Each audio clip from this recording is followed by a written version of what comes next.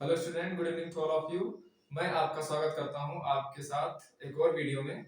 इसमें आज हम लोग पढ़ने वाले हैं अभिक्रिया के बारे में, और वो अभिक्रिया होगी रेडॉक्स अभिक्रिया, जिसमें ऑक्सीकरण और अपचयन दोनों होती हैं। उस अभिक्रिया को बोलते हैं रेडॉक्स अभिक्रिया। तो आइए शुरू करते हैं। मेरा नाम है मनोज कुमार और आप हमारे साथ हैं एमएस कैरियर क्लासेस पर।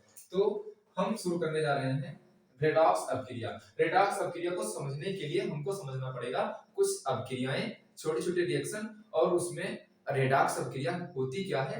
इसके लिए हमें पढ़ना होगा कि ऑक्सीकरण क्या है, ऑक्सीकरण को उपचयन भी कहते हैं, और अपचयन क्या है यानी रिडक्शन क्या होता है। तो आइए सबसे पहले हम एक रिएक्शन लिखते हैं। जैसे आप जानते हैं कि कोई धातु जो होती है, मान लो कैल्शियम धातु है, और धातु को ऑक्सीजन से क्रिया करा दो तो वो क्या बनाती है। कोई भी धातु ऑक्सीजन से क्रिया करने के बाद में बनाती है धातु का ऑक्साइड। तो ये बन जाएगा CaO, ये बन गया धातु का ऑक्साइड। अब हमने समीकरण को पहली वीडियो में बैलेंस करना बताया। क्या ये समीकरण बैलेंस है? तो देखें बैलेंस है कि नहीं। कैल्शियम इधर एक है और इधर कैल्शियम कितना है, एक है, तो कैल्शियम तो ठीक। ऑक्सीजन लेकिन नहीं ठीक है, ऑक्सीजन में कुछ बीमारी है क्योंकि इधर ऑक्सीजन हो गया है कम। इधर कम करने के लिए यहाँ तो लगा देंगे, तो बेटा यहाँ तो नहीं लगाते हैं, पर सूत्र के आगे जो पूरा यौगिक लिखा होता है उसके आगे लगाते हैं। तो यहाँ दो लगाएंगे। अब यहाँ दो लगाएंगे तो कैल्शियम को प्रॉब्लम होगी, तो कैल्शियम को प्रॉब्लम होगी तो लोग इनको भैया कर दो शांत। तब अब देखो इस तरह से बैलेंस होगा कि नहीं होगा। जिधर कम होता है उधर लगाते हैं, इधर कम था इधर लगा दिया। अब हमको जब इधर लगाया तो ऑक्सीजन तो बैलेंस हो गया, लेकिन ऑक्सीजन बैलेंस नहीं हुआ तो यहाँ लगा देंगे। तो ये हमने समझा बैलेंस कैसे किया जाता है, ये हो गया।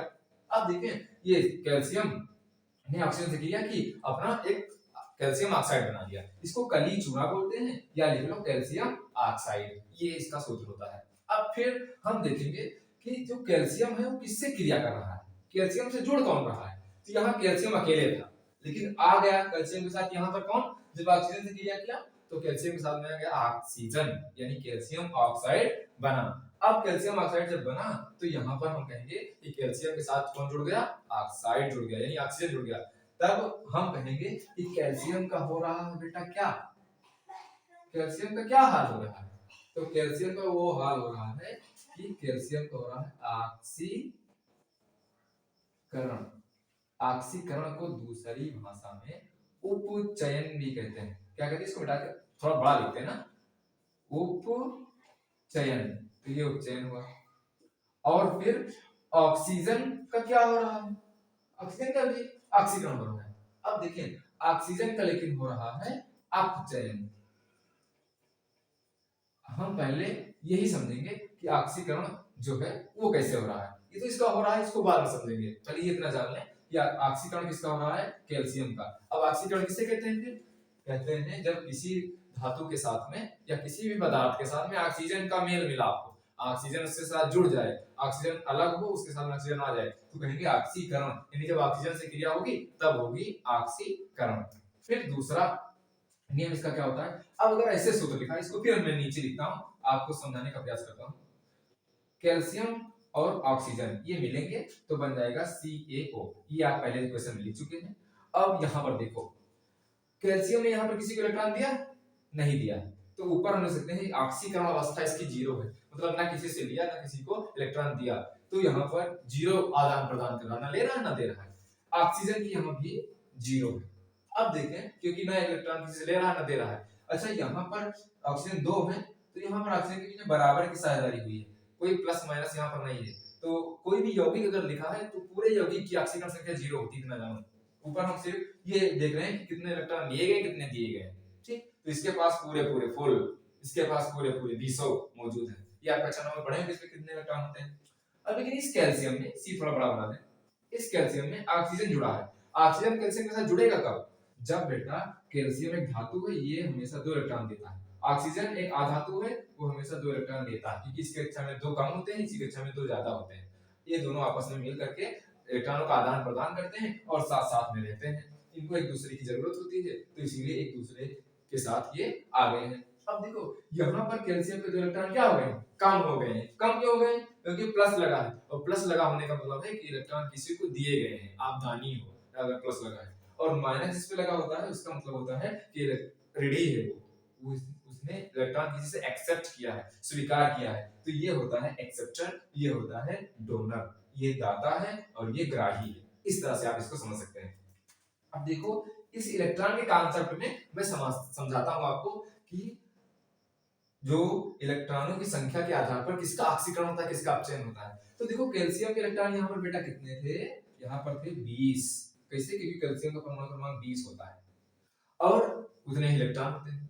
लेकिन यहाँ पर 2 इलेक्ट्रॉन दे दिया गया है तो यहाँ पर कितने बचे, 18। तो जब इलेक्ट्रॉन की संख्या घटे तो क्या होता है, ऑक्सीकरण।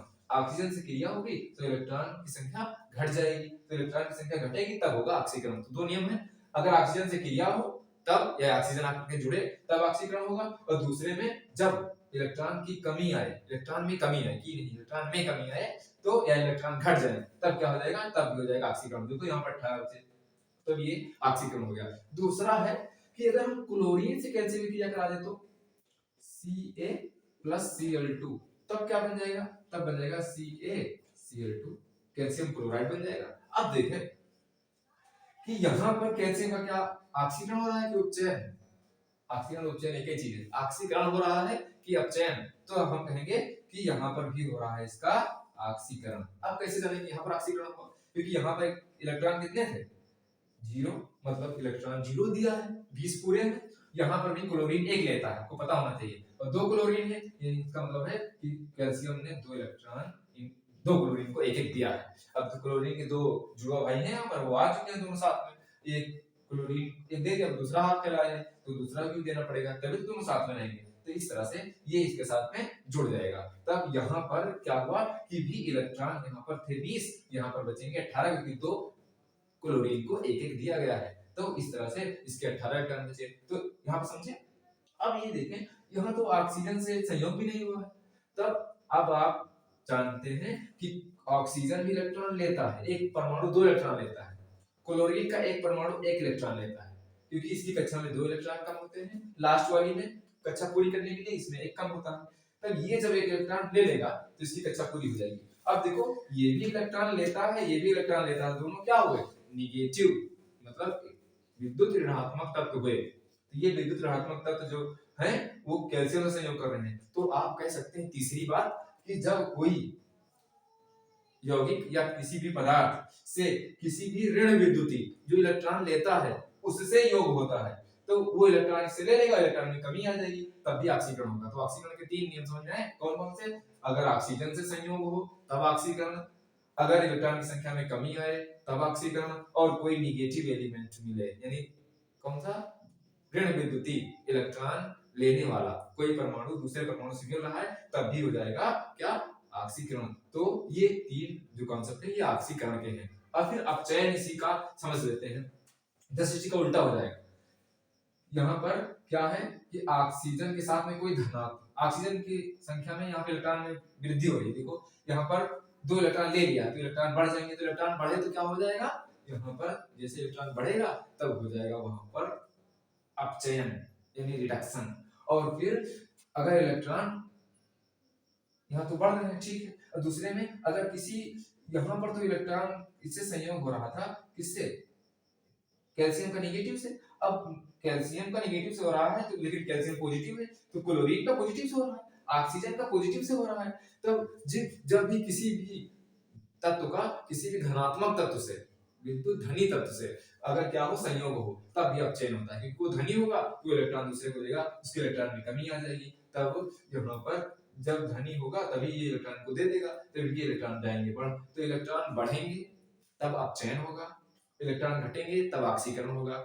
अगर किसी भी ऋण विद्युतीय तत्व से संयोग हो रहा है जिसका, तो उसका हो जाएगा ऑक्सीकरण। तो देखो कैल्शियम का हो रहा है ऋण विद्युतीय तत्व ऑक्सीजन से संयोग, तो कैल्शियम का हो गया ऑक्सीकरण। और फिर यहाँ पर क्लोरीन का जो अपचयन होगा, क्यों, क्योंकि ये धन विद्युतीय तत्व से उल्टा हो जाएगा जस्ट उसका, तो आप उल्टा करके समझ सकते हैं। तो ये मैं जा रहा हूँ मिटाने, ये समझ में आया होगा, ऑक्सीकरण का जस्ट उल्टा करना है। अब देखें आगे, अब रेडॉक्स अभिक्रिया क्या होती है, redox, what is redox reaction. तो रेडॉक्स रिएक्शन में देखेंगे, अंग्रेजी में कहते हैं ऑक्सीडेशन को, सॉरी ऑक्सीकरण को यानी उपचयन को ऑक्सीडेशन कहते हैं। तो ये हो गया ऑक्सीडेशन, और अपचयन को कहते हैं रिडक्शन।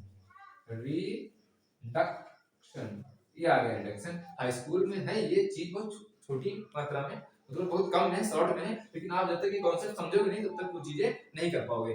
तो यहाँ पर रिडक्शन का लिया गया है RED और ऑक्सीडेशन का लिया गया है OX।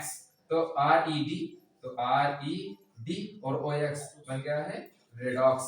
तो इस तरह से आ जाएगा रेडॉक्स रिएक्शन। रेडॉक्स रिएक्शन मतलब होता है ऐसी अभिक्रिया जिसमें ऑक्सीकरण हो और उसके साथ साथ में अपचयन भी हो। इन जब ऐसी एक अभिक्रिया में दोनों चीज होता है। तो बताओ ये वाली रेडॉक्स अभिक्रिया है कि नहीं?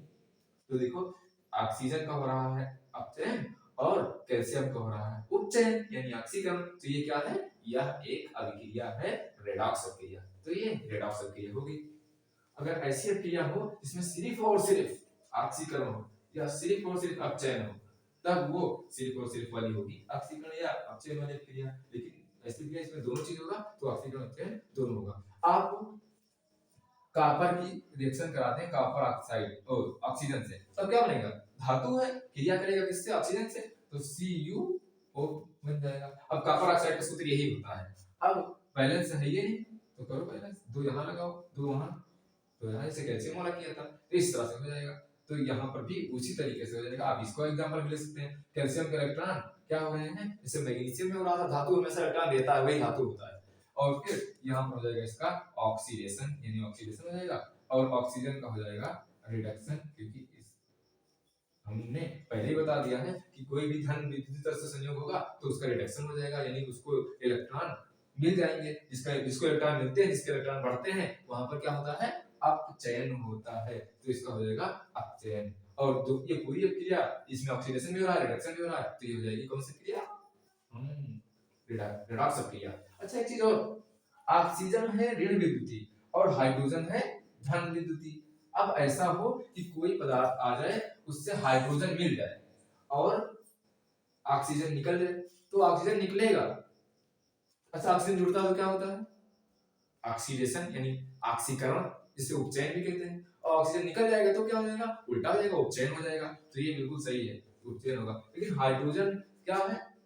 धन विद्युती। अगर हाइड्रोजन जुड़ जाएगा तब क्या हो जाएगा? तब भी हो जाएगा उपचयन, क्योंकि किसी भी धन विद्युत तरह से संयोग होता है तो उसका उपचयन होता है। जिसके साथ जुड़ेगा उसका ये सब होने वाला है। अब देखिए हम ये लिख रहे हैं H2 प्लस O2। जल कब बनता है? जब हाइड्रोजन गैस और ऑक्सीजन गैस की आपस में क्रिया होती है तब बनता है जल। तो जल बनेगा H2O। तब इस तरह से ये H2O बना। क्या बैलेंस है?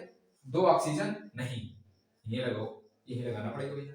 हाइड्रोजन दो बढ़ गए, यहाँ लगाओ, नहीं तो बुरा बन जाएगा। अब हो गए दोनों बराबर, चार इधर चार इधर, ऑक्सीजन दो, देखो ऑक्सीजन दो। अब इस तरह से हो गया। अब ये समीकरण जो है, ये समीकरण है रेडॉक्स अभिक्रिया का समीकरण है, क्योंकि ऑक्सीजन संयोग हो रहा है तो हाइड्रोजन का ऑक्सीकरण हो रहा है, ऑक्सीजन का हाइड्रोजन संयोग हो रहा है तो ऑक्सीजन का अपचयन हो रहा है। ये हो गई रेडॉक्स अभिक्रिया। दूसरी अभिक्रिया कौन सी है? ये एक योगात्मक अभिक्रिया है, क्योंकि आप हाइड्रोजन और ऑक्सीजन मिल करके एक उत्पाद बनाते हैं। जब कोई एक उत्पाद बनता है तो कौन सी क्रिया होती है? योगात्मक अभिक्रिया होती है। अच्छा ये जो हाइड्रोजन है वो जल रहा है ऊपर, क्योंकि कोई भी पदार्थ जब ऑक्सीजन से क्रिया करता है मतलब उसकी ऑक्सीजन से क्रिया, उसको जलाया गया है, तब हाइड्रोजन जलता है तो बेटा क्या बनता है? यस, पानी बनता है, वाटर, जल बन जाता है। तो अगर ऑक्सीजन को, हाइड्रोजन को ईंधन के रूप में यूज किया जाए तो क्या बनेगा? क्या प्रदूषण होगा? तब इससे प्रदूषण होने की संभावना नहीं होती है। तो अगर आप लेकिन कार्बन डाइऑक्साइड जला रहे हो, कार्बन जला रहे हो कहाँ? ऑक्सीजन की उपस्थिति में, तो क्या होगा? कार्बन जलेगा तो क्या बनेगा? कार्बन डाइऑक्साइड यानी काला काला धुआं निकलेगा। तब वहां पर कार्बन डाइऑक्साइड जानते हो पर्यावरण के लिए बहुत खतरनाक होती है। तब जो गवर्नमेंट होती है इसके हर साल गैसों के उत्सर्जन यानी खासकर किसके उत्सर्जन के लिए? कार्बन डाइऑक्साइड गैस के उत्सर्जन के लिए इस पर एक समिति बैठाती है। साथ साथ में इंटरनेशनल लेवल पर भी इसके लिए कई कॉन्फ्रेंस होते हैं एनवायरनमेंट से संबंधित। तो आप लोग इसको एनवायरनमेंट वाले चैप्टर में जानेंगे कैसे क्या होता है, आगे आपकी ऊर्जा के बारे में है। फिलहाल ये जो होता है हाइड्रोजन, तो क्या ईंधन के रूप में यूज किया जाता है? तो हाँ, हाइड्रोजन जो है वो ईंधन के रूप में यूज किया जाता है। कहाँ? रॉकेट में। तो क्योंकि रॉकेट में ये भरा जाता है। हाइड्रोजन जानते हो सबसे हल्का होता है, और हल्का जो चीज है तो उसमें खूब मात्रा में ऊपर भर सकते हो, तो ईंधन ज्यादा भी आ जाता है, साथ साथ में इससे जल बनता है, प्रदूषण भी नहीं होता है। तो हाइड्रोजन एक भविष्य का ईंधन कहा जाता है, ये आने वाला फ्यूचर में बहुत अच्छा ईंधन है। सब कुछ खत्म हो जाए तो आप हाइड्रोजन को जला करके जल भी बना सकते हो, साथ साथ में अच्छा खासा जल बनेगा। और ये भैया पीने वाला बहुत स्वच्छ पानी होता है, इससे ज्यादा प्योर पानी धरती पर भी नहीं मौजूद होता है। ये तो वर्षा का पानी होता है सबसे ज्यादा शुद्ध, और या तो ये जो पानी बना होता है ये अंतरिक्ष यात्री जो जाते हैं इसी पानी को पीने के लिए भी यूज करते हैं। आपको ये जान करके हैरानी हो सकती है। तो आज के लिए मैंने कवर किया आपका ये चैप्टर रेडॉक्स अभिक्रिया। तो कमेंट में बताइएगा कि रेडॉक्स अभिक्रिया कैसी लगी आपको। आपके 2 नंबर तो यहाँ से पक्के हो गए। तो आज के लिए इतना ही। Thank you so much.